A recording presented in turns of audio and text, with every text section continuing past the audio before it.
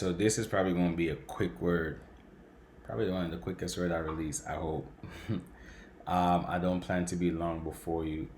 But I hear the Lord said, let my people know that there's a Mephibosheth blessing, a Mephibosheth favor that is going to come to those who wait on him. That's going to come to those who are obedient to him. We know the story of Mephibosheth, right? Like, he was the son of Jonathan, so that means that he was Saul's grandson.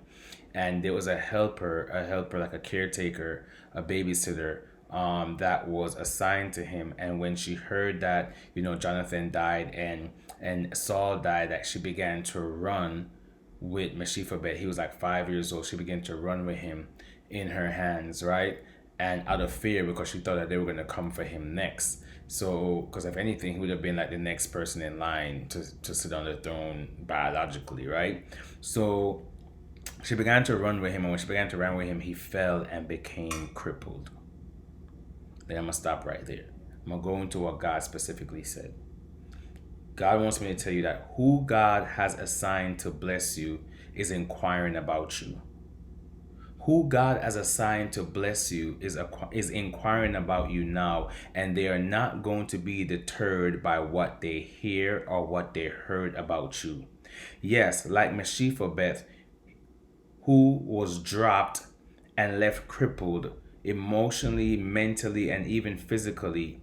So there are some of you who, you were dropped, and you may not have been physically dropped, but you were betrayed, you were stabbed in the back, you were cut off, you were shunned, you were excommunicated, and it left you crippled emotionally, mentally, and in many other ways. But you are about to come out of the place called LO-DEBAR. So when Mephibosheth became crippled and whatever, right? He resided in a place called LO-DEBAR, and the word LO-DEBAR means a place of no posture, a place of no communication, a place of no word. So he basically went to the lowest of the lowest to stay. I probably think he was probably hiding.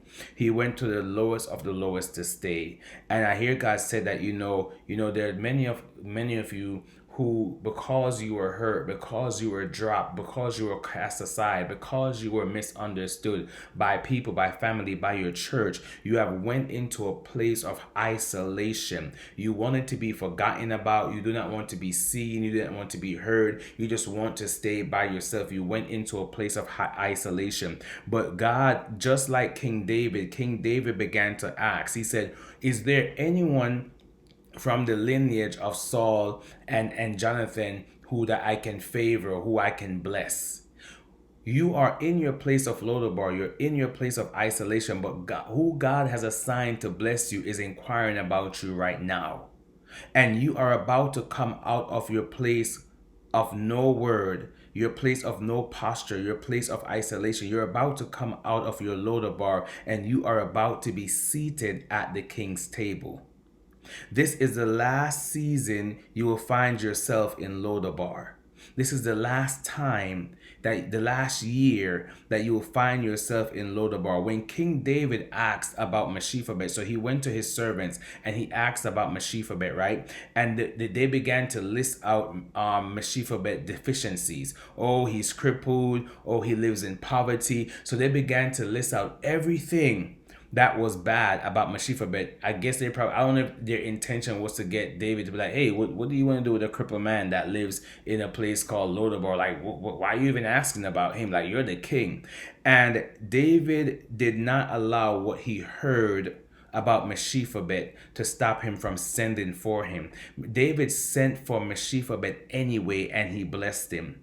This is what David did when he sent for Mephibosheth, and you will find it in 2 Samuel chapter 9. And I'm reading verse 9. Then King David summoned Ziba, Saul's steward, and said to him, I have given your master's grandson, which is Mephibosheth, everything that belonged to Saul and his family.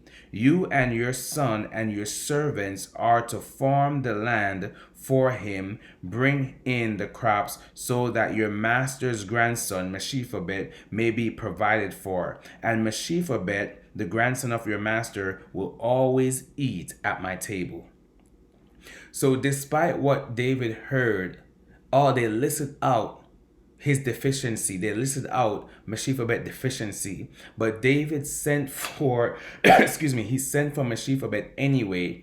And he also assigned servants to take care of Mephibosheth. He assigned servants to plant his crop, to harvest his crops, and to bring them to him. And it wasn't just one servant. It was the servant and his son and his servant.